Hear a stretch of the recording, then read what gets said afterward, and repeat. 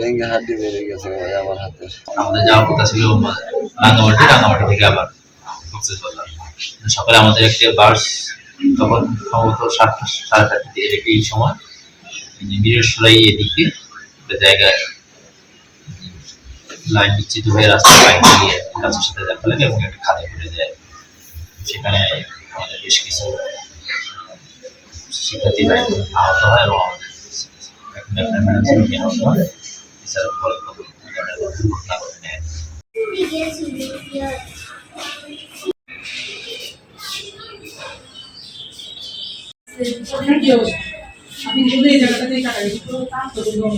আমার তো অনেকেই হয়েছে, তো আমি যেহেতু আগে আমাকে হসপিটালে নিয়ে আসছে, তো আমি সঠিক নিউজ মানে যে অলমোস্ট 12-14 দিন উপরে হবে, আমরা 50 জনের মতো আমরা ছিলাম।